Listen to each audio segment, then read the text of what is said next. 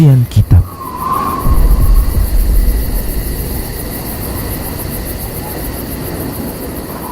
Assalamualaikum warahmatullahi wabarakatuh. Alhamdulillahirrabbilalamin. Wassalatu wassalamu ala rasulillah ma ba'du. Para pendengar radio stream Medan Mengaji yang kami cintai karena Allah, alhamdulillah senang sekali bisa kembali di podcast serial Fikih Asmaul Husna. Dan alhamdulillah sudah bersama kita guru kita Ustadz Abu Saib Hafizullah Ta'ala, yang seperti biasa akan melanjutkan pembahasan kita di serial Fikih Asmaul Husna. Dan hari ini kita akan kembali mengangkat atau membersamai mendengarkan faedah dari pembahasan nama-nama Allah yang indah dan sifat-sifat Allah yang tinggi lagi mulia. InsyaAllah di pembahasan hari ini terkait dengan nama Allah Ar-Razzaq, ya Ustaz. Nama Allah Ar-Razzaq, dan nanti seperti biasa kita akan memberikan kesempatan ke pemirsa dan pendengar yang mau bergabung bersama kita untuk memberikan tanya jawab di segmen setelah pemaparan atau penjelasan faedah dari Ustadz. Kepada Ustadz kami persilahkan, Pak Tafaddol Masykurah. Silakan Ustadz.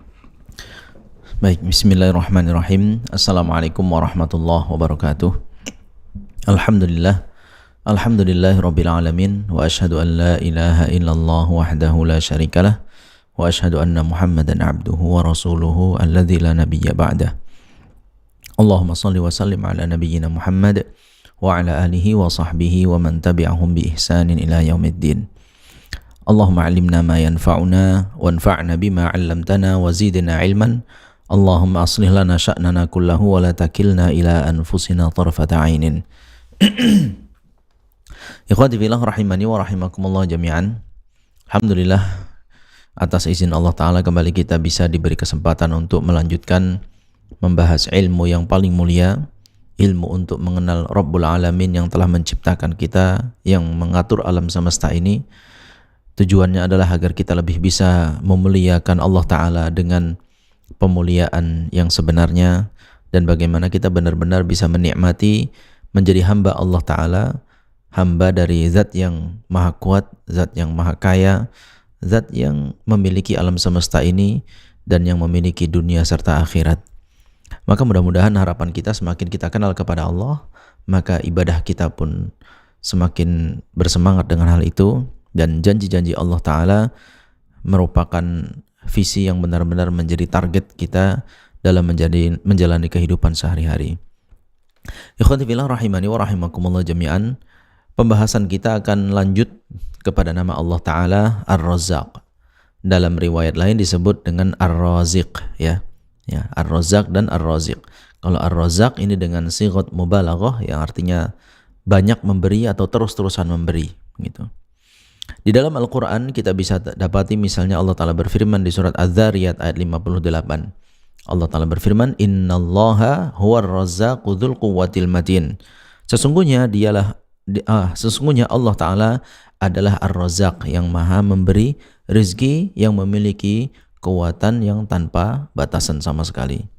Di dalam surat Al-Jumu'ah ayat 11 Allah Ta'ala berfirman, Wallahu khairur raziqin. Allah Ta'ala lah sebaik-baik yang memberikan rezeki. Di surat Al-Hajj ayat 58 Allah Ta'ala berfirman, Wa innallaha lahuwa khairur raziqin. Sesungguhnya Allah adalah zat yang terbaik dalam memberikan rezeki.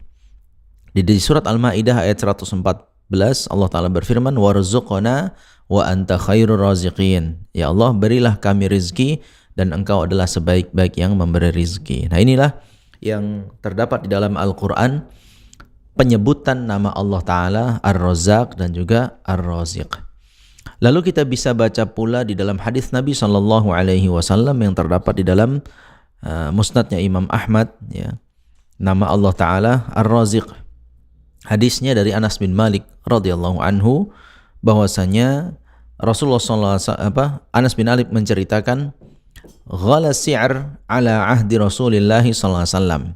Satu ketika di zaman Nabi SAW itu harga-harga barang naik melambung, ya, tinggi, harga barang tinggi. Faqalu, maka mereka mengadu kepada Rasulullah SAW, Ya Rasulullah, lau sa'arta, wahai Rasulullah, hendaknya engkau menentukan batasan harga. Jadi ini para sahabat menuntut kepada Nabi SAW, hendaknya nih harga jangan dibiarkan melambung melampaui batas seperti ini sehingga ekonomi bisa terguncang disebabkan hal itu. Ya, jadi mereka minta kamu kasih batasannya Rasulullah. Kalaupun naiknya sekian. Kalaupun ini harganya paling mentok berapa, begitu. Maka apa jawab Nabi SAW?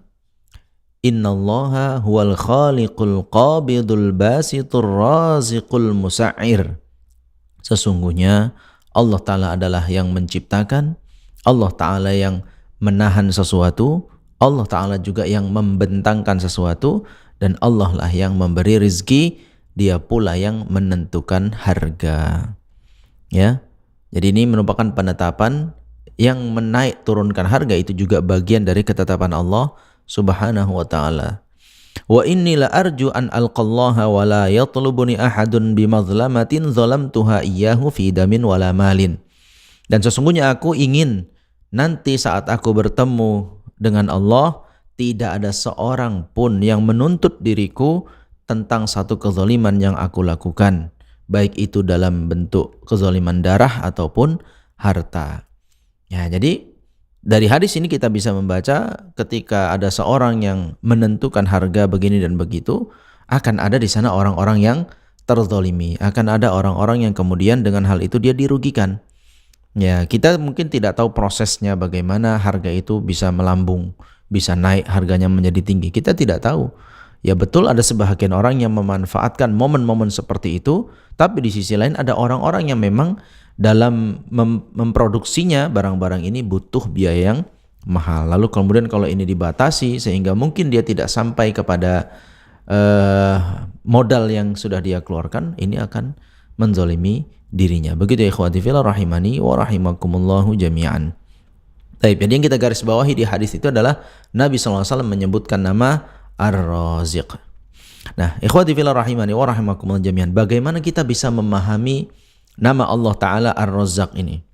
Bahwa nama Allah Ta'ala Ar-Razzaq artinya Allah yang bertanggung jawab atas semua rezeki hambanya. Allah yang menanggung jawab semuanya tanpa terkecuali. Semua hamba-hambanya, manusia, jin, hewan, tumbuh-tumbuhan, itu semua rezekinya Allah Ta'ala yang tanggung. Bagaimana mereka mendapatkan rezeki tersebut. Jadi nah, Allah Subhanahu wa Ta'ala yang kemudian menggariskan untuk mereka berapa rezeki yang akan mereka dapatkan, sebatas apa, sebanyak apa, Allah Ta'ala yang tetapkan. Pemahaman seperti ini bisa kita dapatkan di surat Hud ayat 6. Allah Ta'ala berfirman, "Wa ma min dabbatin fil ardi illa 'alallahi rizquha." Tidak ada satupun yang melata di atas muka bumi ini kecuali Allah yang menanggung rizkinya, tanpa terkecuali. Semuanya yang melata di atas muka bumi ini, yang hidup di atas muka bumi ini, Allah Ta'ala yang tanggung rezekinya. Begitu juga kita bisa dapati surat Al-Ankabut ayat 60, Allah Ta'ala berfirman, "Wa ka'ayyim min dabbatin la tahmilu rizqaha, Allahu yarzuquha wa iyyakum." Ya.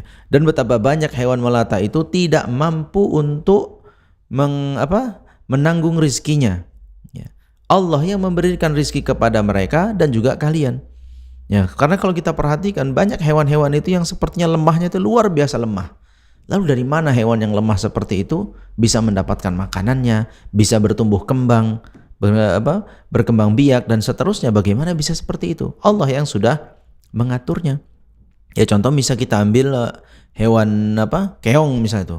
Keong gimana nggak lemah itu keong? Rumahnya aja yang rumahnya aja mungkin yang sepertinya keras, tapi kan itu juga masih mudah dihancurkan. Belum lagi jalannya begitu lambat. Makanannya apalah si keong ini kan gitu. Tapi Allah yang mendatangkan makanan untuk si keong. Makanya kita dapati keong jumlahnya tetap masih banyak begitu. Ikhwati fillah rahimani wa rahimakumullah. Begitu juga hewan-hewan yang lainnya. Manusia juga seperti itu. Kita katakan manusia saat usianya masih seorang bayi. Pandai apa sih bayi untuk bisa menemukan makanannya, untuk bisa tumbuh? Kalau seandainya bayi itu dibiarkan begitu saja sendirian, tentu kita tahu manusia ini bakal mati gitu kan. Gak sanggup dia untuk mencari sendiri rezekinya. Tapi Allah Ta'ala yang sudah atur. Sehingga ada orang-orang yang lebih dewasa darinya, lebih mampu darinya. Allah Ta'ala masukkan ke dalam hatinya rasa sayang. Allah Ta'ala masukkan dalam hatinya rasa kasih kepada anak-anak bayi tersebut. Sehingga walaupun bayi ini tidak mampu apa-apa, masih lemah, namun dia tidak kekurangan kebutuhan makannya, tidak kekurangan kebutuhan minumnya. Siapa yang mengatur itu semua? Allahu Rabbul Alamin. Ya begitu ikhwati fillah, rahimani wa rahimakumullahu jami'an. Jadi jangan disangka kita aja mungkin saat ini yang sudah hebat lah gitu ya. Secara pikiran sudah dewasa, sudah banyak kepintaran, sudah cerdas, sudah luas kecerdasannya, ilmunya sudah banyak, relasi begini dan begitu, seolah-olah menghasilkan uang, menghasilkan makanan itu bukan hal yang sulit bagi kita. Itu kan sekarang. Ya, coba dahulu 40 tahun yang lalu, 30 tahun yang lalu, kita betul-betul manusia yang lemah, butuh asupan bantuan dari Allah terutama, ya, dari Allah Rabbul Alamin terutama, lalu dari orang-orang yang Allah jadikan wasilah untuk kita mendapatkan rezeki tersebut. Begitu ikhwati fillah, rahimani wa rahimakumullah jami'an. Di surat Al-Baqarah Allah Ta'ala berfirman di ayat yang ke-212, wallahu yarzuqu man yasha'u bighairi hisab. Allah Ta'ala memberikan rezeki kepada siapapun yang Allah Ta'ala kehendaki tanpa ada perhitungan sama sekali. Allah nggak takut miskin dengan memberikan rezeki kepada hamba-hambanya. Di surat Al-Isra ayat 30 sama juga Allah Ta'ala berfirman, inna rabbaka yabsutur rizqan liman yasha'u wa yaqdir. Sesungguhnya Allah Ta'ala yang membentangkan rezeki untuk siapapun yang Allah Ta'ala kehendaki, dan Allah Ta'ala pula yang menahan. Allah Ta'ala yang memberikan batasan terhadap rezeki yang didapatkan. Begitu ikhwati fillah, rahimani wa rahimakumullah jami'an. Jadi di dalam Al-Quran itu akan sangat banyak sekali kita mendapatkan penjelasan tentang bagaimana cara kerja atau bagaimana pola Allah Ta'ala memberikan rezeki kepada hamba-hambanya ini. Nah secara umum pemberian rezeki dari Allah Ta'ala itu bermuara kepada dua tujuan. Yang pertama adalah maqamut tafadduli wal imtinan. Yang kedua adalah maqamud da'wati ila ta'ati wal khairi wal ihsan. Yang pertama adalah disebutkan dalam Al-Quran penjelasan-penjelasan tentang bagaimana Allah Ta'ala memberikan rezeki itu dalam rangka untuk membeda-bedakan ya, antara satu dan yang lainnya itu tidak disamakan rezekinya, dan itu adalah bagian dari pemberian Allah Ta'ala. Ya, ini di satu sisi penjelasannya seperti itu. Di sisi lain adalah pemberian rezeki dari Allah Ta'ala itu adalah dalam bentuk untuk mengajak mereka beribadah kepada Allah, untuk mengajak mereka berbuat kebaikan dengan menyebutkan bahwasanya itu rezeki yang sumbernya dari Allah Ta'ala. Nah, bagian yang pertama tadi kita katakan menjelaskan bahwasanya itu adalah keutamaan atau itu adalah pemberian dari Allah Ta'ala yang kondisinya berbeda-beda antara satu dengan yang lainnya. Allah Ta'ala sebutkan misalnya di surat An-Nahl ayat 72. Wallahu ja'ala lakum min anfusikum azwaja wa ja'ala lakum min azwajikum banina wa hafadatan wa razaqakum minat thayyibat afa bil batili yu'minuna wa bi ni'matillahi hum yakfurun.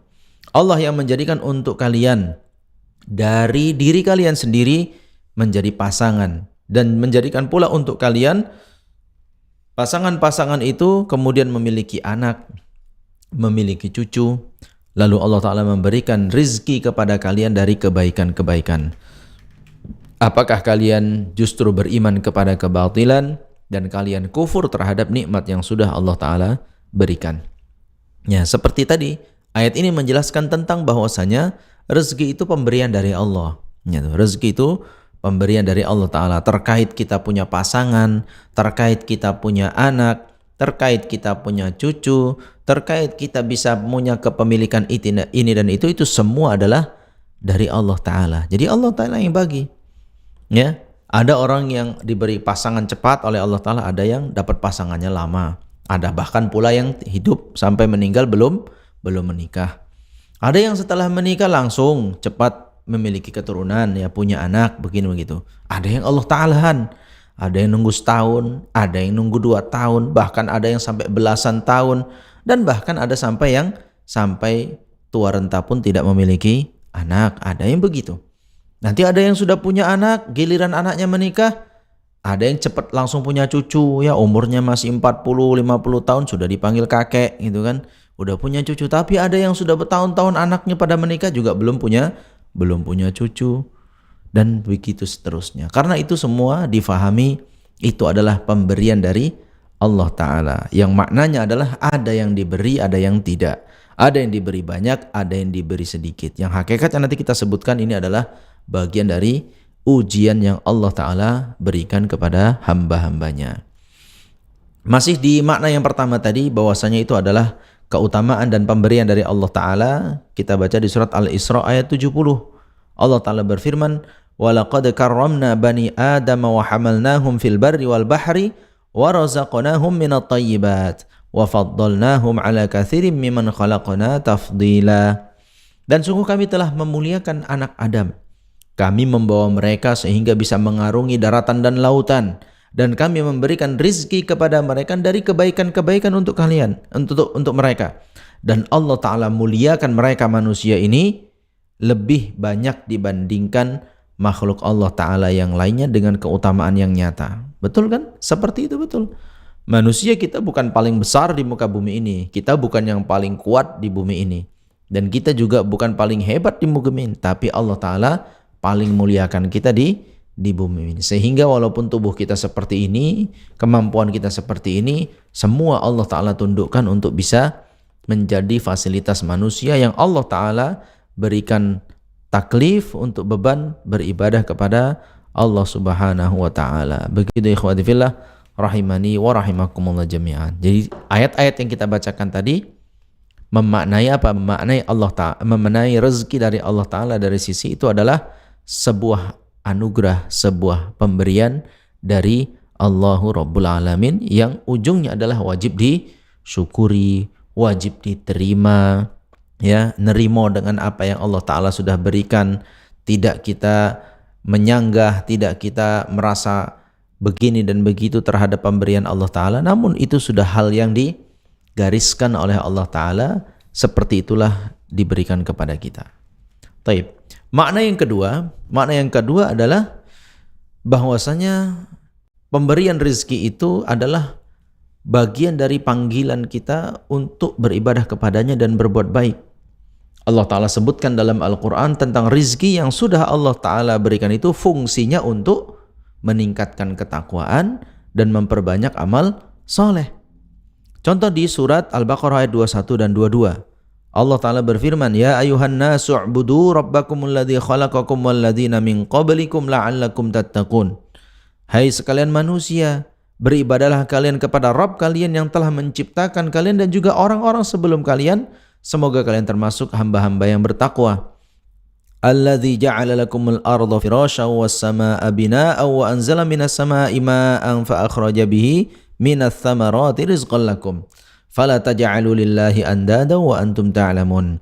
Yaitu Allah yang sudah menjadikan untuk kalian bumi ini terhampar, ya. Langit itu seperti gedung yang terbangun tinggi, ya. Kemudian Allah Ta'ala turunkan untuk kalian air yang dengannya Allah Ta'ala mengeluarkan buah-buahan sebagai rizki untuk kalian. Maka janganlah kalian menjadikan tandingan bagi Allah sementara kalian mengetahui bahwa semua yang kalian dapati itu fasilitasnya dari Allah Subhanahu wa Ta'ala. Ya, ayat ini menyindir kepada kita untuk bahwa kita sudah mengakui semua itu pemberian dari Allah, rizkinya dari Allah, lalu kenapa beribadahnya kepada selain Allah Ta'ala? Kenapa menjadikan ada tandingan bagi Allah Ta'ala? Nah, ini adalah untuk memanggil akal sehat kita. Sebenarnya setelah kita akui Allah Ta'ala yang memberikan rizki, yang menyediakan semua yang kita nikmati ini, maka sudah selayaknya kita menjadikan Allah Ta'ala satu-satunya zat yang kita ibadahi. Kemudian di ayat lain bentuknya adalah untuk membatalkan kesyirikan. Di surat Ar-Rum ayat 40 Allah Ta'ala berfirman, Allahul ladzi khalaqakum thumma razaqakum thumma yumitukum thumma yuhyikum hal min syurakaikum may yaf'alu min dzalikum min syai' subhanahu wa ta'ala amma yusyrikun.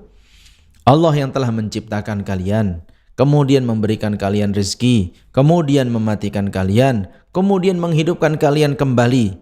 Mana adakah sesembahan selain Allah yang kalian lakukan itu bisa melakukan seperti yang Allah Ta'ala lakukan itu? Sedikit saja. Apakah dari sisi menciptakan, dari sisi memberi rizki, mematikan ataupun menghidupkan? Sedikit saja, coba. Silahkan lakukan itu oleh yang kalian ibadahi selain Allah Ta'ala. Subhanahu wa ta'ala amma yusyrikun. Allah Ta'ala maha suci dari tuduhan-tuduhan itu, dari tandingan-tandingan itu, dan Allah Ta'ala maha tinggi terhadap apa yang mereka lakukan dari kesyirikan itu. Begitu ikhwati fillah rahimani wa rahimakumullahu jami'an. Jadi ayat-ayat ini yang seperti ini juga banyak di ayat-ayat yang lainnya yang mengajak kita untuk kembali lagi dalam beribadah itu yang memang murninya selayaknya kita tujukan hanya kepada Allah Ta'ala. Karena kita semua tahu, semua kehidupan kita ini dari yang terbesar sampai yang terkecil, dari yang terpenting sampai yang biasa-biasa saja menurut kita, itu semua sumbernya dari Allah Ta'ala. Lalu apa alasan kemudian kita itu mengagungkan selain Allah Ta'ala?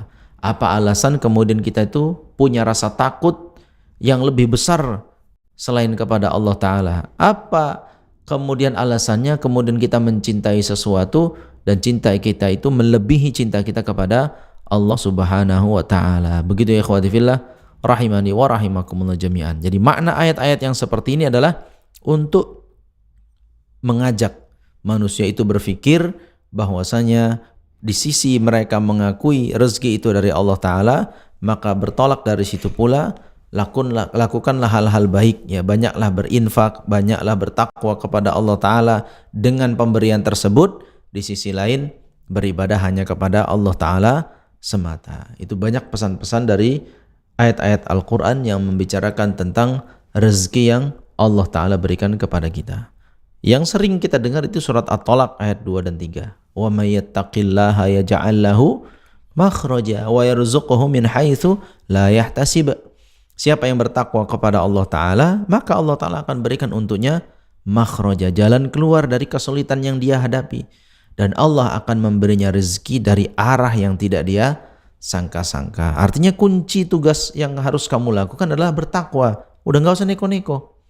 Dunia ini gak usah kamu itu bersusah payah, memikirkan begini dan begitu, takut begini dan begitu, mengejar ini dan itu. Sudah, tugasmu coba bertakwalah kepada Allah Ta'ala. Rezeki itu Allah yang atur, ya. Bahkan Allah Ta'ala bisa memberikan rezeki dari arah-arah yang kita tidak sangka. Dari situlah rezeki untuk kita. Begitu ya. Jadi kewajiban kita hanya bertakwa, menjalankan perintahnya dan menjauhi larangannya. Selebihnya rezeki itu sudah diatur oleh Allah Ta'ala. Baik, berikutnya pembahasan tentang nama Allah Ta'ala Ar-Razzaq ini, ikhwati fillah rahimani wa rahimakumullah jami'an, bahwa rezeki yang Allah Ta'ala berikan kepada hambanya ada dua perkara. Ada rezeki yang sifatnya umum, ada rezeki yang sifatnya khusus, ya. Ada yang sifatnya umum, artinya semua dapat, mau yang mukmin mau yang kafir, mau yang taat mau yang berbuat maksiat, dari yang sejak dulu sampai nanti hari kiamat, itu semua Allah Ta'ala yang memberikannya, umum. Apa itu?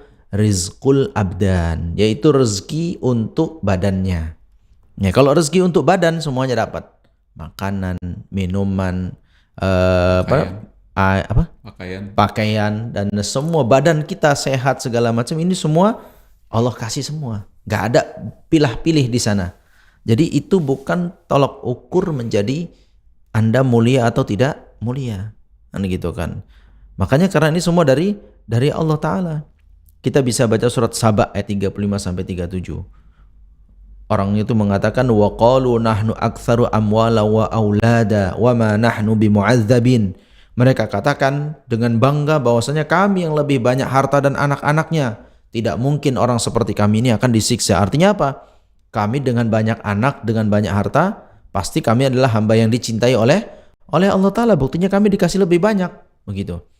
Maka jawabnya apa? Qul inna rabbi yabsutur rizqa liman yasha'u wa yaqdir walakinna aktsaran nasi la ya'lamun. Katakanlah wahai sesungguhnya Rabbku yang telah membentangkan rizki bagi yang dia kehendaki dan menahan rezeki itu dari yang dia kehendaki pula. Tapi kebanyakan manusia tidak mengetahuinya. Nah, intinya di ayat berikutnya, wa ma amwalukum wala auladukum billati tuqarribukum indana zulfa illa man amana wa amila salihah. Ya, dan harta juga anak-anak kalian bukanlah perkara yang bisa menetapkan kalian itu dekat dengan kami sedekat-dekatnya, kecuali kedekatan itu yang dibangun di atas keimanan dan amal soleh. Faulaika lahum jazaa'ud dhi'fi bima 'amilu. Yang beriman dan beramal soleh itu akan mendapatkan ganjaran yang berlipat-lipat dari apa yang sudah mereka lakukan. Wahum fil ghurufati aminu, dan mereka akan berada di kamar-kamar surga dengan kondisi aman. Jadi yang membuat seorang dekat dengan Allah Ta'ala itu bukan karena harta dan anak-anak yang dia miliki, tapi keimanan dan amal soleh. Dan memang betul, dalam mewujudkan iman dan amal soleh itu salah satu pendukungnya adalah harta dan anak-anak, tapi bukan itu menjadi tolak ukur penentuan seorang itu dimuliakan atau tidak oleh Allah Subhanahu wa Ta'ala. Dan banyak ayat-ayat yang seperti ini, seperti yang sering kita baca di surat Al-Fajr tuh, ayat 15 sampai 17. Fa'ammal insanu idza mabtalahu rabbuhu fa'akramahu wa na'amahu fayaqulu rabbi akraman. Adapun manusia, jika dia diuji dengan harta yang banyak, ya, Allah Ta'ala berikan dia kemuliaan, Allah Ta'ala berikan dia nikmat yang banyak, lalu keluar komentar dari dirinya, Rabbku sudah memuliakan diriku. Artinya dia mengaku dia adalah hamba yang dekat dengan Allah Ta'ala. Wa amma idza mabtalahu faqadara alaihi rizqahu fayaqulu rabbi ahanan. Adapun jika kemudian Allah Ta'ala tahan rezekinya, Allah Ta'ala batasi rezekinya dengan yang sedikit, lalu keluar dari lisan mereka mengatakan Rabbku sudah menghinakanku. Kalla, sekali-kali tidak seperti itu. Artinya Allah Ta'ala dalam memuliakan hambanya itu bukan dengan harta, bukan dengan dunia, bukan dengan pemuliaan badan ini, ya, tidak ada di sisi Allah Ta'ala yang kulit putih lebih mulia daripada yang kulit hitam, yang tubuh kecil lebih mulia daripada yang tubuh besar. Tidak ada. Dari isi badan ini dan apa yang membuat badan ini tumbuh kembang dan dinikmati oleh badan ini, semuanya itu juga diberi oleh Allah Ta'ala. Jangankan manusia, bahkan hewan pun mendapatkan hal yang sama. Begitu ikhwati fillah, rahimani wa rahimakumullah jami'an. Makanya itu disebut dengan rizqun am. Itulah rezeki secara umum. Adapun yang kita kejar adalah rizqun khas, yaitu rezeki yang khusus.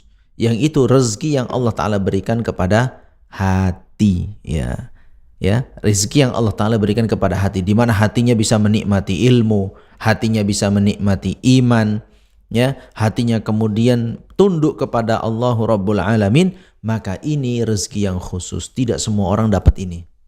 Tidak semua orang hatinya diberi rezeki iman, diberi rezeki ilmu, diberi rezeki kesolehan, tunduk kepada Allah Rabbul Alamin. Itu tidak semua orang diberi oleh Allah Ta'ala seperti itu.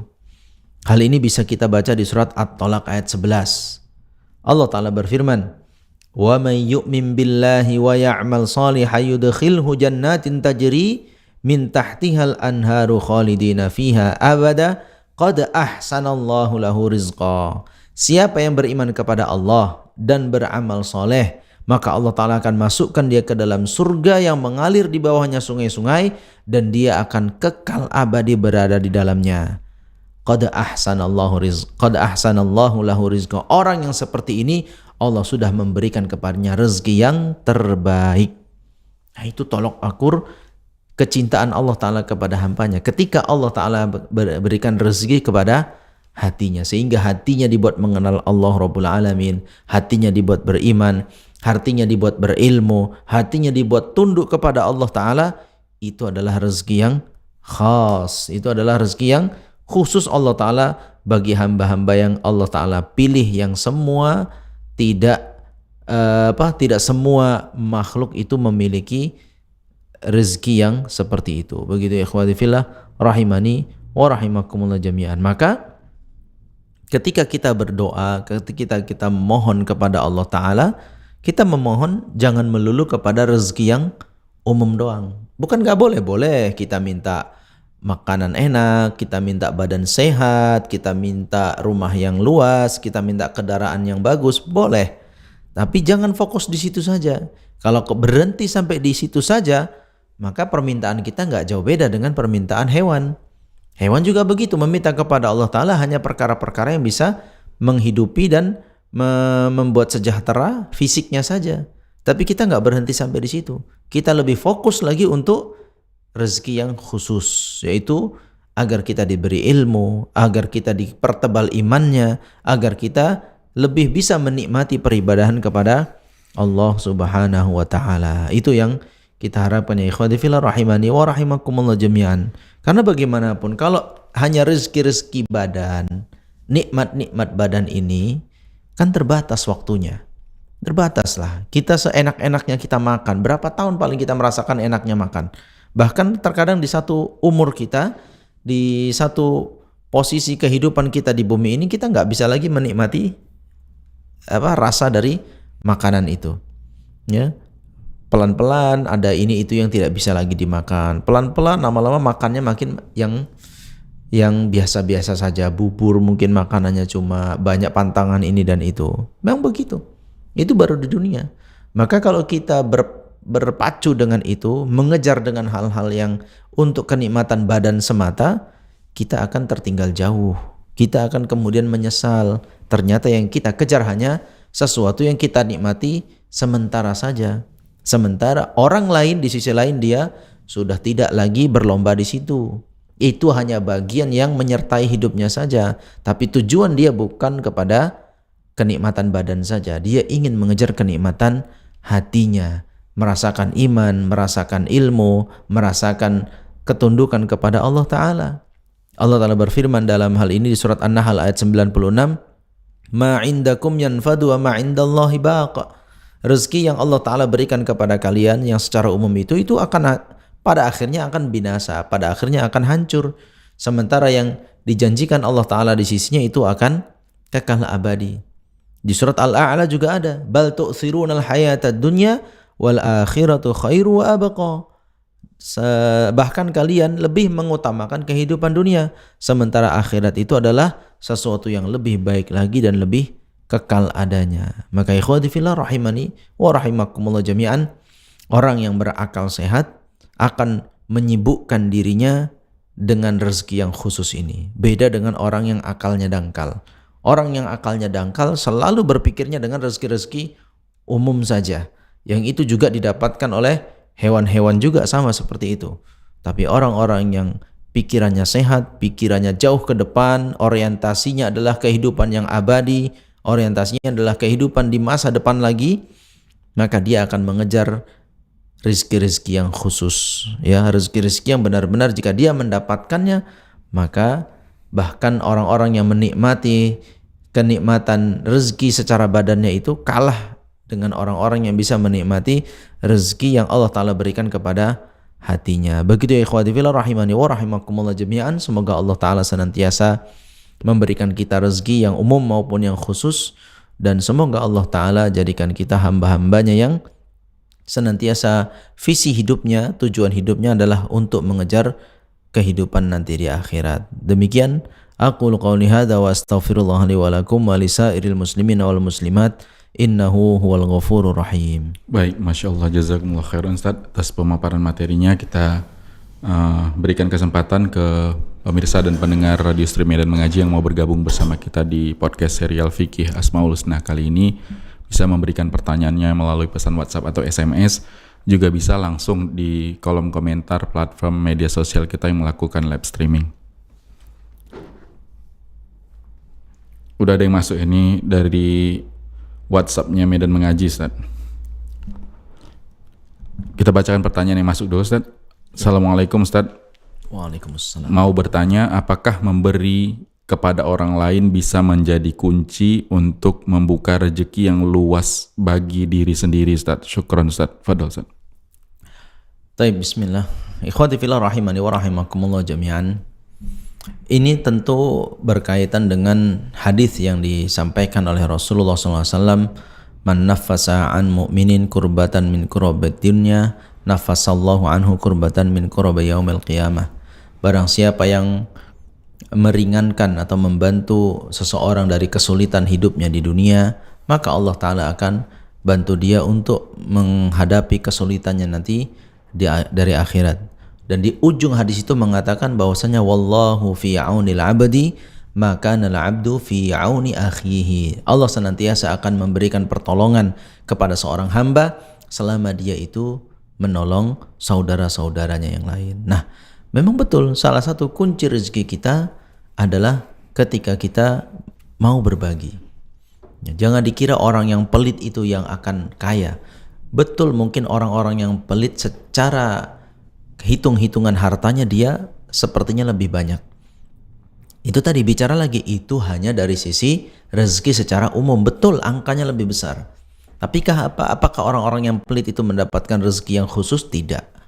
Justru orang lain yang suka berbagi, walaupun secara angka tak sebanyak orang-orang yang pelit itu, tapi secara kebahagiaan dia mendapatkan kebahagiaan yang lahir batin. Apa yang kita kejar? Ya, walaupun duit di rekening angkanya mungkin 3 digit, si kawan cuma 2 digit gitu kan. Tapi yang 3 digit ini mungkin resah mikirkan rekening itu. Berkurang sedikit dia mikir, berkurang sedikit dia mikir, mau ngeluarin dia mikir, dan seterusnya, pusing kepalanya. Sementara yang 2 digit enak saja, uangnya terkelola, terus banyak orang terbantu. Kita bisa semua rasakan kok.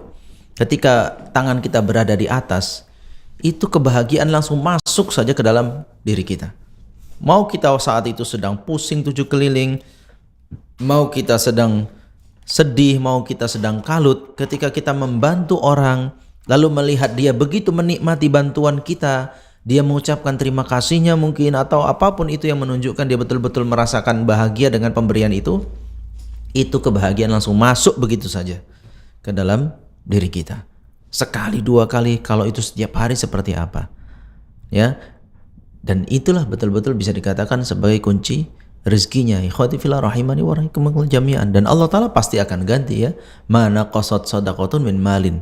Bahwasanya harta itu tidak akan berkurang hanya karena bersedekah. Justru akan bertambah dan banyak, terlalu banyak. Bahkan kalau mau mengambil contoh dari hal-hal yang seperti ini. Betul.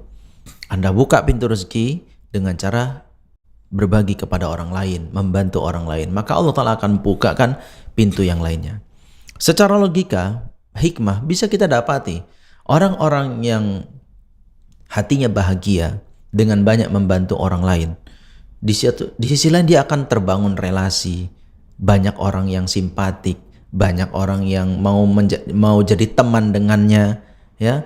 Kemudian dia juga punya pikiran yang fresh, hati yang tenang, sehingga kreativitasnya pun naik. Orang-orang seperti ini kan yang biasanya berpeluang naik jabatan, berpeluang untuk punya rekan bisnis yang lebih luas, berpeluang ini dan itu secara logikanya kan begitu. Kalau orang yang pelit, lihat itu kan mukanya kusut, apa-apa ketakutan, semua serba perhitungan. Orang berteman sama dia tuh cuma kalau ada untungnya saja, kalau tidak ada untungnya nggak mau berteman dengan orang yang seperti ini, ya kan? Lalu bagaimana dia bisa meningkatkan dirinya dengan cara seperti itu? Nah, begitu ya ikhwati fillah rahimani wa rahimakumullah. Maka benar, dengan kita berbagi, membantu orang, maka kita akan dibantu oleh Allah Ta'ala. Allah Ta'ala akan keluarkan rezeki yang mungkin dari sisi yang kita tidak sangka-sangka. Namun yang perlu ditarisbawahi adalah firman Allah Ta'ala, innama nut'imukum liwajhillah la nuridu minkum jazaa'aw wala syukura. Sesungguhnya kami memberikan kepada kalian makan itu adalah untuk wajah Allah. Ikhlas karena Allah Ta'ala, bukan ingin minta dibalas dan juga bukan ingin mengharapkan ucapan terima kasih dari orang yang dibantu tadi. Tidak. Maka itu yang perlu ditanamkan dulu. Karena terkadang ada orang yang seolah-olah nagih, seolah-olah tidak terima. Saya sudah bantu si Fulan Ustadz, nggak ada nih, bisnis saya nggak cair-cair juga, kondisinya kok masih gini-gini juga Ustadz. Nah itu yang kadang-kadang orang terlalu sempit memandang rezeki. Yaitu tadi masih balik lagi tadi ke awal pembahasan kita, membahas rezeki itu hanya rezeki umum saja, hanya bicara cuan saja olehnya. Padahal Allah Ta'ala dalam memberikan rezeki itu sangat luas. Bisa jadi dengan Anda membantu orang tersebut, Allah Ta'ala hindarkan Anda dari mara bahaya. Bisa jadi dengan Anda membantu orang lain tersebut, rezeki Anda usaha Anda dibuat langgeng, padahal banyak orang lain di sana sini yang tutup. Walaupun Anda tidak terlalu maju-maju amat, tapi ternyata Anda bisa bertahan di saat orang lain semua pada tumbang. Mungkin Anda dibuat anaknya baik-baik, tidak diberikan penyakit yang menyebabkan habis harta dan lain sebagainya. Artinya kita juga harus dewasa atau lebih cerdas lagi memandang tentang rezeki ini. Tidak melulu hari ini kita keluar 10.000, besok bakalan tembus nih 20.000. Hari ini kita keluar 50.000, besok tembus nih 5 juta. Enggak selalu seperti itu. Karena tadi sudah kita bahas ya bahwa Allah Ta'ala memberikan keutamaan itu tidak selalu memuliakan dalam bentuk pemberian dunia ini, harta ini, tidak. Tapi Allah Ta'ala akan berikan tetap yang terbaik dari sisi-sisi sesuai dengan penilaian Allah Ta'ala yang terbaik untuk diri kita. Begitu ya ikhwati fillah rahimani wa rahimakumul jami'an. Wallahu a'lam bishawab. Baik, Masya Allah. Jazakumullah khairan Ustaz atas jawabannya, dan kita kembali bacakan pertanyaan yang udah masuk ke WA-nya Medan Mengaji. Assalamualaikum Ustaz. Semoga Allah selalu menjaga Ustaz selalu dalam kebaikan dan keimanan. Pertanyaan ana, apakah doa bisa mengubah rezeki yang telah Allah tulis di Lauhul Mahfuz? Dan apakah rezeki itu bisa kita request sesuai dengan hajat kita? Jazakallah khair. Fadal Ustaz. Baik. Ikhwati fillah rahimani wa rahimakumullah jami'an. Ada dua hal yang kita garis bawahi dari pertanyaan itu ya.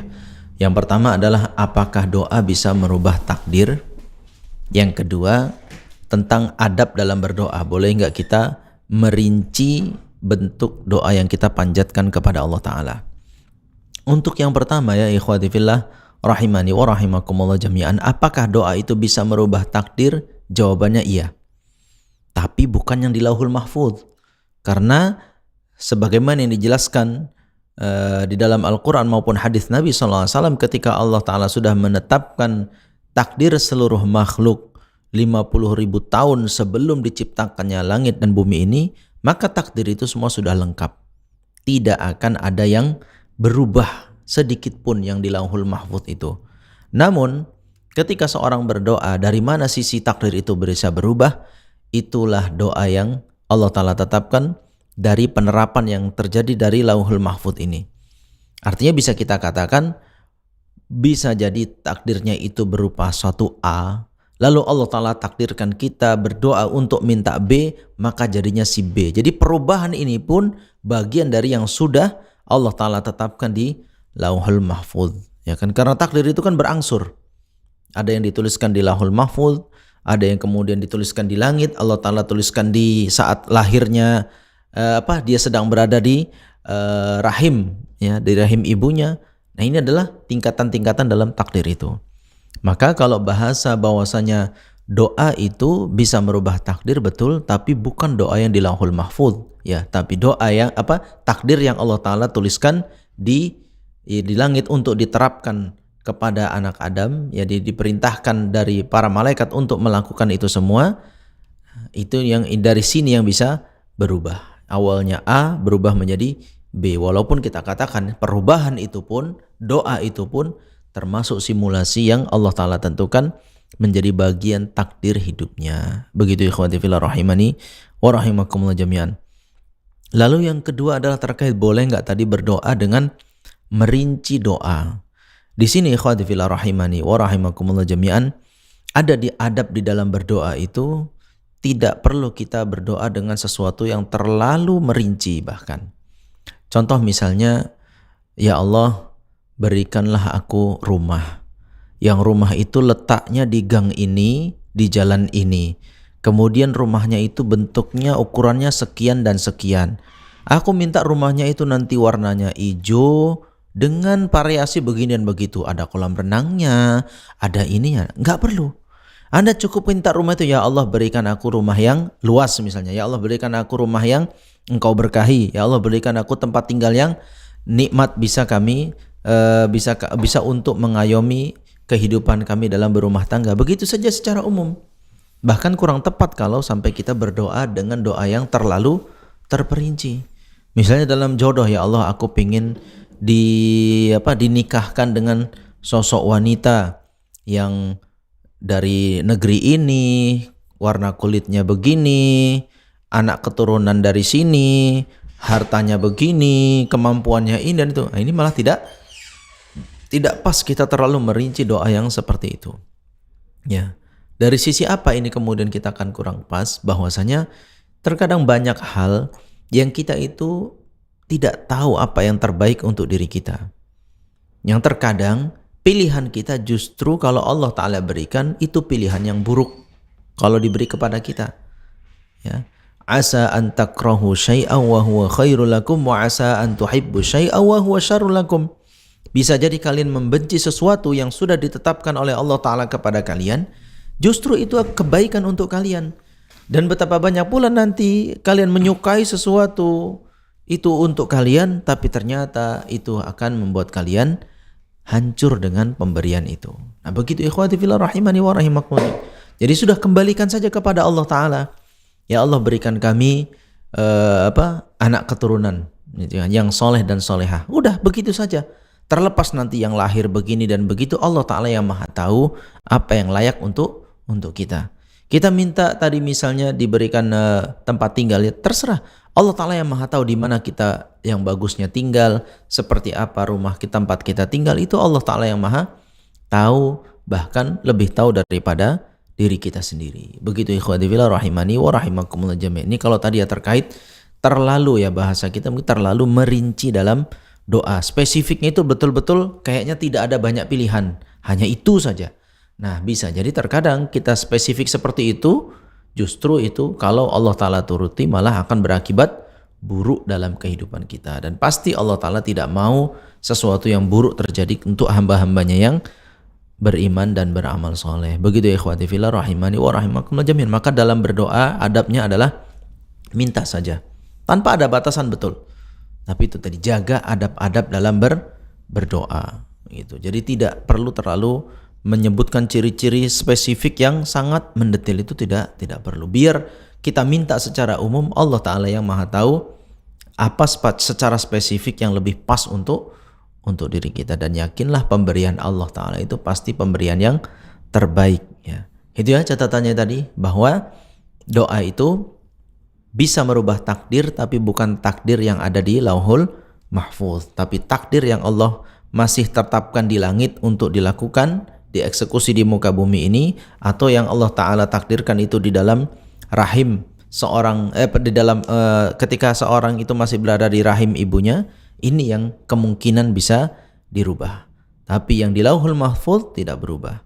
Ya, seperti saya katakan tadi, bahwa perubahan itu pun tidak lepas dari apa yang sudah Allah Ta'ala tetapkan di Lauhul Mahfuz. Demikian, wallahu a'lam bishawab. Baik, Masya Allah, jazakumullah khairan Ustaz atas jawabannya. Jangan terlalu mendikte lah Ustaz untuk permintaan kita ya Ustaz, untuk kebutuhan kita ya Ustaz. Anda pernah juga baca Ustaz, tapi ini nggak tahu kisahnya benar atau nggak, mungkin Ustaz bisa koreksi. Ada yang permintaannya itu terlalu mendikte lah kita bilang, atau detail tadi kayak Ustaz bilang, dia minta, ya Allah kasihlah aku kemudahan, maksudnya jangan diribetkan lagi aku untuk urusan cari makan. Harusnya aku mau fokus, misalnya aku mau fokus belajar, membaca, terus nulis. Jadi jangan lagi aku diribet-ribetin tentang cari makan. Akhirnya ternyata dia masuk penjara, Ustaz. Kan betul memang Ustaz. Dia bisa ibadah, bisa nulis, bisa baca, makan disiapin tapi di penjara. Allahu Akbar. Itu betul. Ini akibat mungkin terlalu dikte juga ya Ustaz. Harusnya minta kebaikan aja ya Ustaz. Kita dikasih Allah juga kesempatan ibadah, dikasih rezeki, Ustaz. Jangan didikte ya Ustaz. Masya Allah Ustaz. Nih ada juga lagi yang masuk ke WhatsApp-nya Medan Mengaji Ustaz. Kita bacakan pertanyaannya. Ahsanallahu ilaikum Ustaz. Bagaimana jika kita diberi rezeki oleh seseorang, namun kita tahu seseorang itu hasil rezekinya bisa jadi tidak halal karena pekerjaannya? Apakah bila kita pakai untuk diri kita bisa menjadi penghalang terkabulnya doa kita sebab masuk hal yang haram? Dan apabila rezeki tersebut dipakai untuk beribadah juga merusak ibadah kita tersebut? Jazakumullah khairan. Fadl Ustaz. Taib, ikhwati fillah rahimani wa rahimakumullah jami'an. Menyikapi pemberian dari orang lain seperti yang ditanyakan tadi, bahwasanya setahu dia orang ini pekerjaannya adalah pekerjaan yang penghasilannya itu penghasilan yang haram. Namun yang perlu kita garis bawahi adalah saat Anda diberi hadiah, saat Anda diberi pemberian, apakah Anda yakin 100% itu dihasilkan dari yang haram atau hanya berupa dugaan saja? Karena sekalipun orang misalnya pencuri, kadang-kadang ada juga kerjaan halalnya. Ya kan? Misalnya di pagi hari dia jualan misalnya kan, malamnya baru nyuri itu kan. Ya artinya kan hasil dia nyuri yang itu yang haram. Yang jualan pagi itu tetap halal. Tuh. Nah, maka di sini Anda ketika diberi misalnya dari orang yang seperti itu perilakunya, Anda dalam status yakin gak ini yang dicuri tadi malam ini ya? Kalau memang betul yakin itu hasil curian, maka wajib Anda tolak. Enggak lah Pak, kalau yang gini-gini saya nggak mau terima kan gitu. Apalagi disebutin gitu. Iya, ini dia. Ini ada dapat rezeki. Dari mana Pak tadi malam? Petik tadi malam. Iya gitu. Nah, kalau memang kondisi Anda yakin, pasti akan tolak kan gitu kan. Tapi kalau Anda statusnya masih ragu, wah dia kasih nih barang gitu kan. Kasih barang dari ini untuk kamu gitu kan. Memang betul itu kan. Dia ada hasilnya yang haram, tapi kan di sisi lain juga ada hasil yang dia dapatkan secara halal. Nah, nggak boleh kemudian di kondisi seperti itu lalu kita tuding orang. Bapak ini dari yang wah, kan nggak bagus ya kan, mencela seseorang walaupun dia betul dia pelaku dosa, tapi kita tidak bisa menghukumi langsung ini yang didapatkan ini pasti yang haram ya, lalu menolak dengan mentah-mentah gitu kan. Atau juga bukan hak kita kemudian nanya, Pak ini dari yang mana? Dari yang hasil ini apa yang itu gitu kan. Jadi BPK gitu. Iya. Makanya di sini kan tadi status kita itu dalam posisi yakin atau tidak, atau masih hanya dugaan saja. Kalau masih kedugaan maka tidak boleh kita kemudian menuding ya kan. Maka kita masih berhak ala kulli hal kita mendapatkan sesuatu dari dia dengan cara yang halal, dengan cara hadiah. Ya, bukan dengan cara kita haram juga, kita ngambilnya nyuri gitu kan. Wah, karena itu buah hasil dia curi tadi malam, halal dong saya curi juga pagi ini buah yang sama. Gak boleh gitu ya. Tetap tidak boleh. Ini perpindahan yang tidak halal jadinya. Tapi kalau dia walaupun dapatnya nyuri, kita nggak tahu nih misalnya nggak tahu, buah itu dikasihkan ke kita. Ini kan prosesnya perpindahannya sudah dengan cara yang halal, yaitu dia memberi kita dengan proses hadiah. Maka sudah halal. Dan kita nggak tahu tadi malam ini memang hasil curiannya. Maka dari situ dosa curiannya atas dia. Sementara kita mendapatkan barang ini dengan hasil hadiah. Begitu ya ikhwati fillah rahimani wa rahimakumullah jami'an. Jadi itu yang perlu diperhatikan. Apakah status kita menerima itu dalam kondisi yakin atau masih sebuah dugaan saja. Kalau cuma sebuah dugaan maka tidak boleh kita bersuudzon kepada orang lain. Kalau mau nasihatin dia nasihatin. Misalnya kita tahu nih dia punya dua penghasilan. Ada penghasilan yang halal, ada penghasilan yang haram. Kalau Anda punya kesempatan untuk menasihati orang ini, nasihatin saja, Pak. Sayang loh kayak Bapak ini masih ngambil penghasilan yang haram juga. Padahal dengan yang halal saja udah cukup-cukupnya untuk Bapak. Ngapain lagi ngambil yang haram dan seterusnya. Misalnya begitu ya dalam memberikan nasihat. Silahkan kalau mau ambil peluang itu untuk menasihati. Begitu ya ikhwati fillah rahimani wa rahimakumullah jami'an. Dan di sisi lain juga yang menjadi tambahan pertimbangan kita, apakah saat kita menerima ini menjadi hal yang berdampak buruk nggak kepada kita? Betul Ustaz, dia memang ada penghasilan yang halal, tapi mayoritasnya haram kan gitu kan. Kalau saya terima, ini masyarakat langsung tuding, saya kong kali kong sama dia Ustaz. Terima atau tidak? Ya bagus tidak kalau begitu kan, karena ada efek dampak buruk yang seandainya kita terima, kitanya yang malah terimbas buruk dari perilaku itu. Begitu ya, sama larangan ketika ada orang berjudi duduk di situ 5 orang, boleh nggak awak cuma numpang duduk di situ saja, nggak ikut main judi, numpang duduk aja di situ, boleh atau tidak? Maka jawabannya tidak boleh, jangan Anda duduk di situ. Sudah tahu yang duduk di situ sedang main judi semua, Anda duduk di situ, paling tidak orang katakan apa? Kayaknya ikut itu sikit-sikit kan, kayaknya kawannya itu dan lain sebagainya, kitanya yang jadi tercoreng kan gitu. Maka itu juga hal yang perlu dipertimbangkan ya. Bahwasanya ketika kita terima hadiah dari orang tersebut, ini imbasnya nanti gimana? Kalau imbasnya biasa-biasa aja nya, Bapak ini pun banyak berbagi kok, bukan saya aja yang terima, dia bagi-bagi ke sana, bagi-bagi kemari. Ya artinya tidak terlalu ada efek yang kita pikirkan itu akan buruk terhadap diri kita. Itu saja tambahannya ikhwati fillah rahimani wa rahimakumullah jami'an. Wallahu a'lam bissawab. Jadi pengaruh ke ibadah tadi nggak ada ya Ustaz? Insya Allah tidak ada. Kecuali tadi ya, kalau kita tahu betul-betul yang diberikan ini adalah hasil yang haram, kita terima juga, maka sama saja kita sudah mendukung perbuatan haramnya. Ini kan tidak boleh. Begitu. Wallahu a'lam bishawab. Baik, Masya Allah. Jazakumullah khairan Ustaz atas jawabannya. Kita kembali bacakan pertanyaan yang masuk. Kok rame hari ini ya Bibi? Kalian bersponsor ya? Dari live Instagram Medan Mengaji dari akun Yasmin Al-Khonis. Ustadz, bagaimana caranya agar kita sholat dalam keadaan khusyuk seringkali di dalam waktu sholat teringat hal yang menyangkut duniawi. Nah, itu Ustaz. Sholat khusyuk kan rezeki juga ya Ustaz. Rezeki, ya betul, rezeki khusus ya. Bisa sholat khusyuk itu termasuk rezeki yang khusus ya. Diberi keimanan, diberi hati yang tenang, khususnya ketika sholat. Nah, ikhwati fillah rahimani wa rahimakumullah jami'an. Ya, walaupun ada irisan dalam hal ini, tentu bicara tentang meraih sholat khusyuk itu adalah bukan bahasan yang ringkas itu kan. Para ulama juga membahas ini dengan pembahasan yang panjang. Dan memang sholat khusyuk itu juga nggak bisa simsalabim kita dapat, bisa kita beli, bisa kita dapat mudah gitu, enggak. Ada proses yang harus kita jalani, ada hal-hal yang harus kita jaga.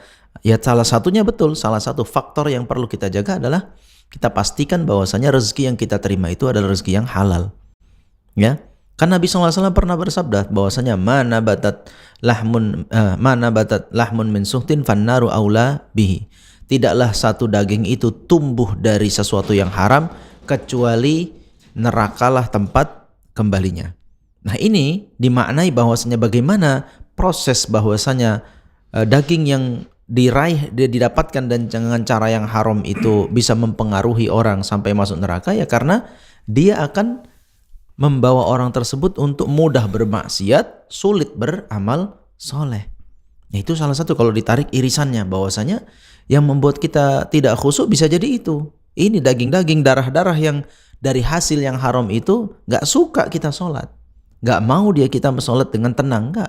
Dia karena memang sudah dicapai dengan cara yang haram, dia mau membawa kita menuju kepada neraka, begitu ya. Terlepas dari ini banyak sekali pembahasan tentang bagaimana meraih sholat yang khusyuk tadi ya, begitu. Tapi itu adalah menjadi salah satu faktor yang bisa kita sebutkan terkait dengan rezeki tadi. Makanya perlu untuk kita memastikan darah kita, daging kita itu tumbuh dari yang halal, 100% halal, kan gitu kan. Dan kitalah yang berusaha untuk mentelaah itu, berusaha untuk menyaring itu dalam kehidupan kita sehari-hari. Apa yang kita makan, apa yang kita suapkan ke istri, apa yang kita suapkan ke anak, itu betul-betul kita cari kepastiannya, betul-betul kita berusaha untuk ini dari hal-hal yang haram. Karena arahnya bisa ke sana. Bisa lari ke sholat kita yang tidak khusyuk, bisa ke arah kita yang malas dengar nasihat, bisa arahnya kepada kita yang suka lebih bisa menikmati maksiat daripada menikmati ibadah, bisa kepada istri yang kemudian tidak mau taat kepada suami, bisa jadi anak-anak yang tumbuh besar justru malah sulit diajak untuk beribadah. Banyak sekali rentetan nanti kemana larinya rezeki yang tidak halal ini. Begitu ya ikhwati fillah rahimani wa rahimakumullah jami'an. Maka meraih sholat yang khusyuk, betul, salah satunya adalah ketika ada rezeki atau hal yang dia dapatkan itu tidak diridhoi oleh Allah Ta'ala. Cara mengobatinya ya bersihkan dengan banyak bersedekah, keluarkan zakatnya, ya, selalu banyak bantu orang, itu tadi. Gitulah caranya, makanya disebut dengan zakat kan, disebut zakat karena dia bisa mensucikan hati kita. Begitu ikhwati fillah rahimani wa rahimakumullah jami'an. Wallahu a'lam bishawab. Baik, Masya Allah, jazakumullah khairan Ustaz.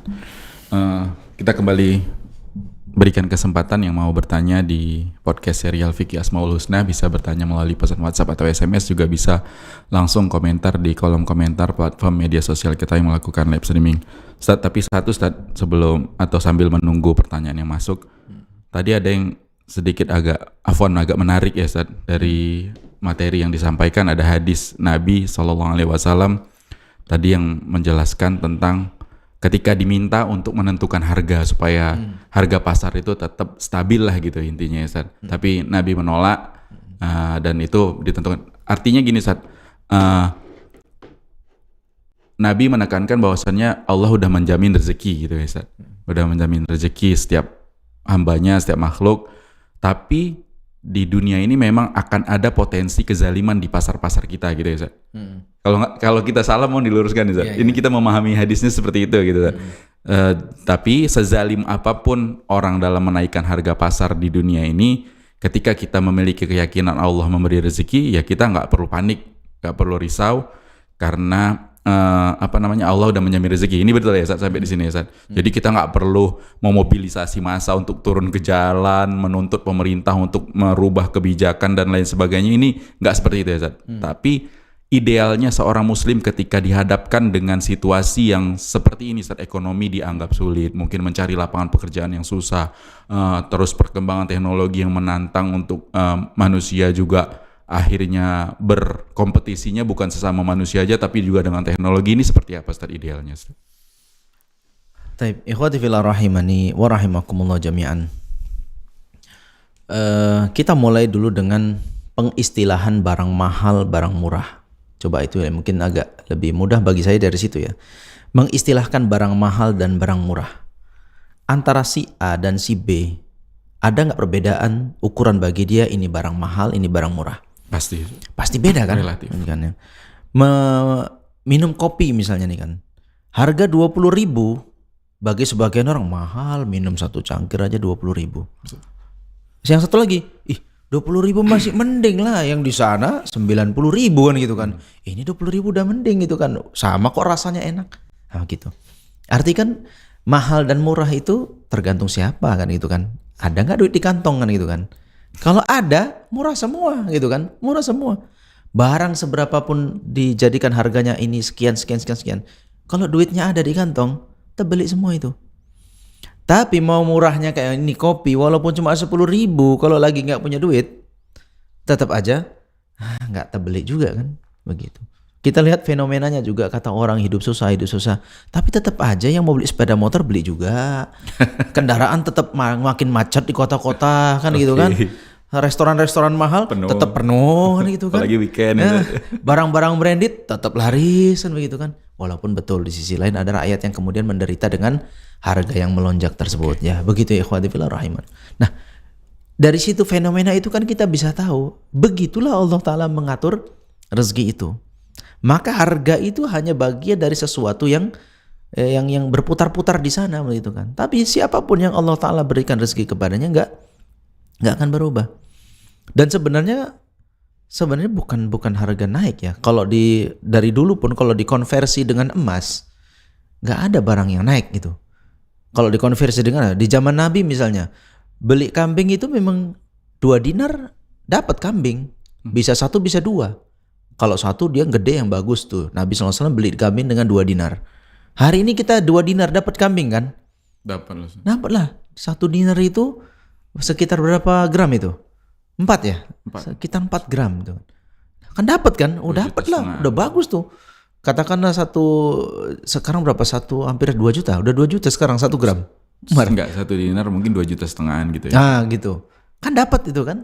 Tetap dapat ikhwati fillah rahimani wa. Jadi begitulah Allah Ta'ala yang menjadikan harga barang itu mahal atau murah. Jadi yang menentukan harga itu memang Allah Ta'ala. Sementara menilai mahal atau murah itu relatif bagi orangnya masing-masing gitu ya. Memandang ini mahal ataupun murah. Makanya disitulah kita harus paham tentang bagaimana Allah Ta'ala memberikan rezeki kepada kita ya. Jadi fenomena kemudian harga naik dan turun, kalau Allah Ta'ala tetap curahkan rezeki, kita tetap makan kok ya kan. Makanya kalau istilahnya panik, gak perlu dengan panik kemudian dinaikkan harga, enggak. Kita panik justru kalau kita berbuat maksiat lalu kita gak dikasih lagi oleh Allah Ta'ala, lalu kita disulitkan oleh Allah Ta'ala untuk mendapatkan ini dan itu. Ya kan? Seharusnya gitu di situ, karena Allah yang bagi. Pada intinya ini mau naik berapapun harganya, kalau Allah Ta'ala kasih kita penghasilannya, gimana? Ya, pada faktanya kemarin ketika terjadi Covid gitu kan, banyak orang yang merasakan hancur-hancuran bisnisnya gitu kan. Yang lainnya makin roket malah kan, makin meroket gitu kan. Malah bisnis dia yang kesempatan di situ melambung tinggi. Nah begitu. Jadi rezeki dari Allah Ta'ala itu adalah rezeki yang tanpa batas. Jadi Allah meletakkan ini harganya sekian itu sebenarnya tidak ada pengaruh. Kalaupun misalnya ditekan harganya, ditetapkan nggak boleh naik di sini, kalau nggak ada duitnya tetap aja nggak terbeli juga sama kita. Tapi dibiarin dia loss gitu, harganya melonjak tinggi, kalau ada duitnya terbeli juga kan gitu. Itu dari sisi yang seperti itu. Di sisi lain bisa kita ambil juga rezekinya, Allah Ta'ala jadikan kita tidak termasuk orang-orang yang membutuhkan barang-barang yang mahal itu. Bisa jadi harga obat-obatan misalnya dibuat harganya melambung tinggi, tapi Allah Ta'ala kasih kita sehat. Apakah itu terasa kepada kita? Nggak perlu, gitu kan. Harga barang ini misalnya meroket tinggi, tapi kita dibuat oleh Allah Ta'ala, ente nggak butuh barang itu, ente yang ini aja cukup, gitu kan. Jadi apakah kemudian harga itu naik berefek kepada kita? Enggak juga kan begitu, ikhwati fillah rahimani wa rahimakumullah jami'an. Jadi alih-alih kita terlalu panik dengan kondisi harga begini dan begitu, ya walaupun itu betul membuat hal kurang nyaman dalam diri kita, namun justru seharusnya yang paling buat kita panik adalah saat kita tidak lagi khawatir dalam berbuat maksiat, ketika kita lalai melaksanakan perintah Allah Ta'ala dan menjauhi larangan-larangannya. Justru itu, karena yang memberi rizki nanti yang akan menghukum kita, karena yang mengatur rezeki itu yang akan menghukum kita. Begitu ya ikhwati fillah rahimani wa rahimakumullah jami'an. Jadi alihkan pikirannya gitu kan, alihkan pikirannya, karena panik dengan hal itu kadang-kadang kan susah juga. Pemerintah kita pun walaupun ditekan bagaimanapun, namanya ini harga pasar, kadang sulit juga mengendalikannya. Kalaupun bisa itu butuh waktu, butuh metode dan seterusnya gitu kan untuk menyelesaikan masalah seperti itu. Kita punya Rabbul Alamin yang betul-betul ngatur alam semesta ini. Berapapun Allah Ta'ala mau itu akan terjadi. Jadi tidak ada yang akan meleset dari aturan Allah Ta'ala. Mending kita langsung ambil dekingan ke langit daripada kita sibuk dengan apa yang terjadi di bumi ini. Mending kita ambil dekingan langsung ke langit. Kita akan jauh lebih tenang, jauh lebih tentram, dan Allah Ta'ala maha tahu apa yang terbaik untuk kita. Begitu ya. Wallahu a'lam bishawab. Baik, Masya Allah, jazakumullah khairan Ustaz. Dan jauh lebih mudah mengandalkan tangannya Ustaz daripada turun ke jalan ya Ustaz. Iya, apalagi nanti berhadapan dengan begini begitu, terjadi perbuatan-perbuatan yang tidak seharusnya terjadi gitu kan. Kita buat kerusuhan, kita buat kemacetan. Ya betul, memang pemerintah kita butuh diberikan info tentang apa yang terjadi di bawah, bagaimana masyarakatnya menghadapi kejadian. Tapi kan bisa dengan cara yang lebih elegan, lebih bagus, tidak menimbulkan kerusuhan, tidak menimbulkan kemacetan dan lain sebagainya. Itu kan ada caranya gitu kan. Kan sama aja. Baik. Nanti nggak didengar juga Ustadz kalau pakai WA, kalau pakai ya kita turun ke jalan belum tentu didengerinnya juga gitu kan. Nggak dianggapnya juga begitu ya. Wallahu a'lam bishawab. Baik, Masya Allah, jazakumullah khairan Ustadz atas penjelasannya Ustadz. Ini kemudian yang kedua dari kita Ustadz, tadi disebutkan dalam surat Al-Baqarah tadi Ustadz dan surat Fatir itu disebutkan dengan seruan wahai manusia Ustadz. Kemudian di surat Al-Baqarah 254 sama 172 tadi di pembahasan kita seruannya wahai orang-orang yang beriman. Keduanya adalah berkaitan tentunya tentang rezeki. Allah yang maha beri rezeki atau Allah yang merezekikan kepada manusia. Mungkin ada makna tertentu Ustadz kenapa di dua ayat sebelumnya itu yang diseru adalah manusia, tapi di dua ayat berikutnya itu ada kayak kekhususan Ustaz. Banyak orang-orang yang beriman diseru. Apakah ada makna tertentu Ustaz yang bisa dijelaskan Ustaz? Pada Ustaz. Sebentar dulu, tadi di surat yang di surat Al-Baqarah ya ayuhan nasu u'budu rabbakumul ladzi khalaqakum. Iya. Kemudian di surat Fatir ayat 3 di ayat 3 tadi ya ayuhan nasu dzkuru ni'matallahi 'alaikum. Kedua-dua ini kepada manusia ya. Iya kan Ustaz? Iya betul. Kemudian tadi pertanyaannya yang di lain Al-Baqarah 254 sama 172 itu pembukaannya dengan ya ayyuhalladzina amanu Ustaz. Yang diseru adalah orang-orang yang beriman. Baik. Ikhwati fillah rahimani wa rahimakumullah jami'an. Di dalam Al-Qur'an memang banyak disebutkan hal-hal yang seperti ini gitu kan, bahwasanya Allah Ta'ala menyeru kepada manusia, Allah Ta'ala menyeru khusus kepada orang-orang yang beriman ya. Salah satu faedahnya yang bisa kita ambil, perbedaan antara seruan panggilan Allah Ta'ala kepada manusia diantaranya adalah bahwasanya itu diakui oleh semua manusia. Itu bagian dari yang manusia itu betul-betul mengerti bahwasanya ini adalah ketetapan dari Allah Subhanahu wa Ta'ala yang wajib untuk kita ikuti, dan secara logika manusia tidak tolak hal itu. Justru malah itu membalikkan logika mereka bahwasanya kalau ini menjadi bagian yang kalian imani, ini menjadi bagian yang kalian gak bisa pungkiri kenyataannya, maka kenapa kalian tidak memfokuskan ibadah itu hanya kepada Allah Rabbul Alamin. Adapun panggilan Allah Ta'ala kepada orang-orang yang beriman ya, bahwasanya ini khusus memang panggilan orang-orang yang beriman yang memang pengamalan dari setelah itu, setelah panggilan itu adalah berkaitan dengan iman yang lebih spesifik lagi. Iman yang betul-betul mereka itu dipanggil, bukti kalian beriman itu ya begini. Gitu. Contoh misalnya panggilan untuk berinfak, ya ayyuhalladzina amanu anfiqu mimma razaqnakum. Hai orang-orang yang beriman, berinfaklah kalian dari harta yang dari rizki yang sudah aku berikan kepada kalian. Nah, itu salah satu bentuk kenapa dia panggilannya khusus untuk orang-orang yang beriman. Ya, jadi panggilan kepada manusia secara umum adalah betul-betul panggilan yang itu mudah dinalar oleh manusia, mudah dimengerti oleh manusia, dan untuk mengembalikan akal sehat mereka untuk beribadah hanya kepada Allah Ta'ala semata. Dan panggilan kepada orang-orang yang beriman itu adalah berkaitan dengan amalan-amalan yang menjadi bukti keimanan mereka kepada Allah Ta'ala, harusnya melakukan amalan ini dan itu. Dan terkait dengan rizki, misalnya untuk mengorbankan rizkinya di jalan Allah Ta'ala. Itu yang Anda pahami dari pertanyaan. Betul Ustaz, Masya Allah. Jazakumullah khairan Ustaz penjelasannya. Ustaz, kemudian Ustaz, yang mungkin terakhir nih Ustaz dari kita Ustaz, tadi kan Allah udah jelas menetapkan rezeki hambanya itu bahkan sampai matinya gitu ya Ustaz. Ya. Kemudian kita pernah tahu Ustaz ada kaidah fikih menyebutkan siapa yang terburu-buru mendapatkan sesuatu sebelum waktunya maka ia dihukum dengan cara dilarang untuk mendapatkannya.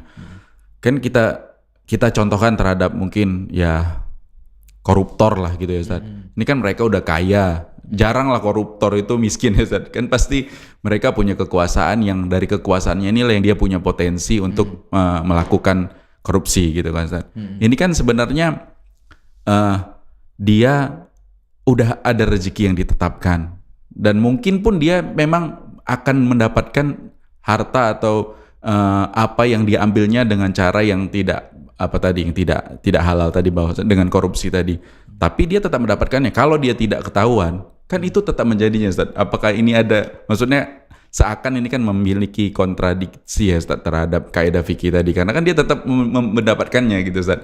Yang dimaksud dari kaidah ini seperti apa Ustaz? Kalau dia nggak ketahuan kan sebenarnya dia mendapatkannya Ustaz. Gitu Ustaz.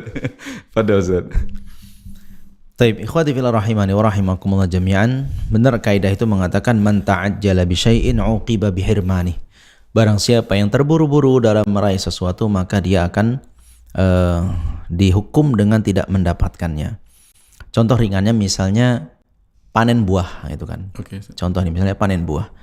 Misalnya buah rambutan itu kan. Kalau dia buru-buru udah nggak sabaran lagi pengen buah rambutan padahal masaknya nungguin seminggu 2 minggu lagi katakan begitu. Dia ambil sekarang, ya dapat juga buah rambutan itu, tapi buah yang belum masak. Bisa dimakannya? Bisa. Tapi rasanya asam. Efeknya ke perut, mules. Oke. Iya kan? Nah, begitulah analoginya dia. Jadi bukan berarti dia kemudian uqiba bihirman dia akan dihukum tidak mendapatkannya, betul. Secara kasat mata dia dapat. Tapi secara dari inti apa yang dia makan tuh dia nggak akan dapat. Masya Allah. Makan buah rambutan tuh dia dapat dia secara kasat mata dia makan rambutan. Nah, mau apa kalian nungguin seminggu 2 minggu? Aku mau hari ini. Makan aku rambutan kan? Makan. Okay. Tapi kami seminggu 2 minggu lagi dapat yang manis. Kau dapat yang asam. Seminggu 2 minggu lagi kami makannya enak, nggak pakai mules perut. Kau sekarang makan mules perutmu. Begitu juga orang dalam meraih harta, itu kan. Para koruptor itu betul ya kan. Kalau tadi di garis bawahi mereka kan sebenarnya sudah kaya. Di situ justru kuncinya. Kita yang bilang dia kaya. Dia yang merasa miskin. Gak cukup ya. Iya, dia merasa miskin. Yang gak cukup tuh merasa miskin betul, dia kan. Merasa kurang. Kurang aja. Yang di rekening udah 2 digit, 3 digit, bahkan mungkin nolnya gak terhitung lagi. Bagi dia kurang mau bilang apa? Kalau itu dikasih ke kita, wah itu udah cukup-cukup kali lah Ustadz gitu kan. Tapi bagi dia itulah letak dari mana orang yang ketika tidak bersyukur maka rasa fakir itu ada di pelupuk matanya. Itulah hukuman dari Allah Ta'ala. Maka orang-orang yang berpikir untuk mengambil perbuatan korup seperti itu, itulah orang-orang yang kasihan sebenarnya gitu kan. Kasihan kita melihat dia sudah hidup makmur tapi dia tidak bersyukur dengan pemberian Allah Ta'ala itu, justru dia masih mau mengambil lagi dengan cara yang tidak pas. Betul dia dapat hartanya, betul. Nggak ketahuan lagi gitu kan. Dapat itu sekian angkanya, bermiliar-miliar, mungkin triliun. Mungkin itu dia bisa nikmati. Tapi apakah tadi? Dia dapat rambutan tapi rambutan yang masih asam. Dan bikin sakit perut gitu kan. Bikin sakit perut. Nah begitu. Allah Ta'ala tidak akan berikan keberkahan harta yang diambil dengan cara yang haram. Secara nominal dia dapat. tapi keberkahan tidak dapat. Kalau kita dipilih mau berkahnya apa nominalnya, seandainya ini harus memilih, ya milih berkahnya lah orang beriman. Karena sedikit pun kalau berkah itu banyak manfaat. Banyak kalau sudah tidak berkah, sedikit manfaatnya atau bahkan celaka nanti orang yang mengambilnya. Ya kalau bisa milihnya ya banyak dan berkah. Nah, itu betul. Kalau itu betul kali gitu kan. Nggak usah dibahas gitu kan. Banyak dan berkah itu sangat kita cari gitu kan. Tapi seandainya di depan cuma ada pilihan sedikit berkah atau banyak tidak berkah, maka pilihan kita orang-orang yang beriman adalah sedikit dan berkah. Pada kenyataannya banyak orang yang Allah Ta'ala berikan dengan angka yang sedikit, nilai yang sedikit, tapi dia merasakan kebahagiaan yang luar biasa dibandingkan orang yang diberi nilai yang banyak, angka yang banyak tapi tidak berkah, lalu dia hidup dengan kesengsaraan banyak sekali yang Allah Ta'ala timpakan kepada dirinya. Begitu ya ikhwati fillah rahimani wa rahimakumullah jami'an. Jadi dalam memandang rezeki itu tidak selalu seperti tadi, kita balik lagi ya, bahwasanya tidak selalu kita itu dengan bermain dengan angka, dengan jumlah, dengan banyak, itu tidak. Tidak selalu di situ berputarnya rezeki dari Allah Ta'ala. Tapi kita lebih kepada rezeki yang sifatnya khusus. Ya, rezeki kita bisa menikmati yang halal, rezeki kita dimudahkan cari yang halal-halal terus. Pernah sih Ustaz coba yang haram, tapi Allah cut langsung kan bangkrut di situ. Nyari yang halal nih memang pelan-pelan tapi kok jalan terus. Itu disyukuri. Berarti Anda sedang diberi rezeki yang khusus oleh Allah Ta'ala. Anda walaupun penghasilannya sedikit, tapi dengan penghasilan ini anak tetap sehat walafiat, istri dia makin solehah, anak-anak juga gampang diajak untuk melaksanakan ibadah kepada Allah Ta'ala. Kemudian juga aktivitas rutinan itu tidak lepas dari nuansa beribadah kepada Allah Ta'ala. Wah sudah Anda sudah dapatkan dunia beserta isinya. Kata Ali bin Abi Thalib radhiyallahu anhu mengatakan begitu. Ya kalau kamu itu sudah punya makanan di hari itu untuk dimakan, kamu punya tempat tinggal, kamu punya badan yang sehat, itu kamu sudah selevel dengan para raja. Udah selevel dengan raja. Karena ya apalagi hidup ini, kebutuhan perut aman, tempat tinggal aman, badan sehat, apalagi kebutuhan itu. Tambah lagi misalnya anak ada, istri ada, ya kendaraan punya, udah Anda mau apa lagi? Raja-raja dunia cuma itu aja yang dikejar gitu kan. Hartanya yang banyak itu paling disimpan. Mau rumah dia berapa jumlahnya pun tetap yang ditinggalin satu kok. Nggak ada dia tinggal pindah-pindah setiap hari, capek juga. Begitu ya ikhwati fillah rahimani wa rahimakumul jami'an. Penting hidup kita ini ya Allah Ta'ala berikan hati yang merasa cukup dengan berapapun yang Allah Ta'ala tetapkan. Itu jauh lebih nikmat daripada berlebih tapi dengan cara yang haram, sehingga Allah Ta'ala hancurkan kita dengan harta itu. Demikian. Wallahu a'lam bishawab. Baik, Masya Allah. Jazakumullah khairan Ustaz atas penjelasannya. Dan ada pertanyaan kembali Ustaz yang masuk ke dari Instagramnya Medan Mengaji nih Ustaz. Masih di akun yang sama sepertinya ini, dari Kak Yasmin Al-Khonis.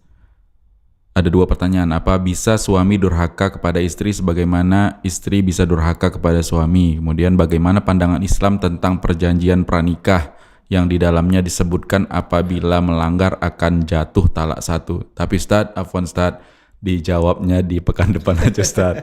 Kita udah di penghujung acara. Mungkin di segmen akhir ini bisa dimanfaatin Ustaz untuk memberikan kesimpulan sebagai penutup di pertemuan kita kali ini.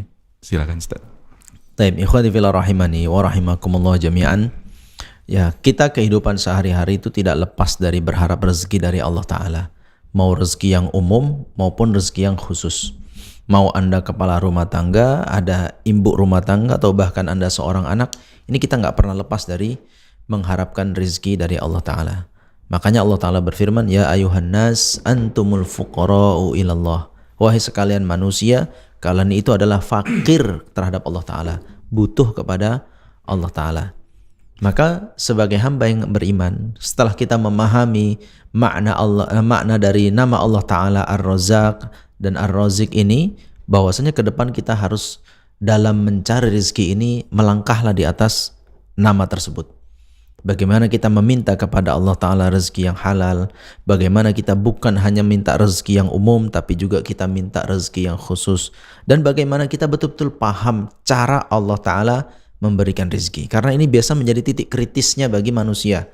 Dia merasa rezeki itu berkutat hanya dengan makan, minum, duit, makan, minum, duit, itu saja dia berpikirnya. Dia tidak memikirkan tentang rezeki Allah Ta'ala dari sumber yang lainnya yang itu jauh lebih besar dan lebih bermanfaat lagi untuk kehidupan manusia di dunia maupun di akhirat. Maka ini yang perlu kita fahami, ya, seperti yang kita katakan tentang dengan rezeki khusus tadi. Nah, ikhwati fillah rahimani wa rahimakumullah. Maka kalau kita paham tentang pola Allah Ta'ala dalam memberikan rezeki kepada hamba-hambanya, maka insya Allah Anda nggak akan pernah takut lagi menghadapi masa depan, khususnya dalam mendapatkan rezeki. Apalagi kita juga sudah tahu rezeki itu sudah ditetapkan oleh Allah Ta'ala. Tidak ada yang kadarnya berlebih ataupun berkurang. Tidak ada manusia yang meninggal sebelum dia menghabiskan semua jatah rezekinya di atas muka bumi ini. Maka itulah yang kita harapkan ketika kita punya ilmu, belajar tentang nama Allah Ta'ala Ar-Razzaq ini, maka kehidupan kita sehari-hari menjalani kehidupan yang membutuhkan rezeki dari Allah Ta'ala, kita bisa paham caranya sehingga kita pun bisa tenang dalam menjalaninya. Demikian. Aqulu qouli hadza wa astaghfirullah li wa lakum innahu huwal ghafurur rahim. Baik, Masya Allah, jazakumullah khairan Ustaz atas penjelasan, bimbingan dan arahannya. Dengan demikian pemirsa dan pendengar Radio Stream Medan Mengaji, kita cukupkan pertemuan kita di serial Fikih Asmaul Husna kali ini. Mudah-mudahan apa yang kita sajikan bermanfaat, tentunya untuk kami pribadi juga untuk Anda dimanapun Anda berada. Kita sambung masih di serial Fikih Asmaul Husna, insyaallah di hari dan jam yang sama. Mewakili kru yang bertugas kami pamit. Kita tutup dengan doa kafaratul majelis. Subhanakallahumma wa bihamdika asyhadu an la ilaha illa anta astaghfiruka wa atubu ilaik. Assalamualaikum warahmatullahi wabarakatuh. Waalaikumsalam.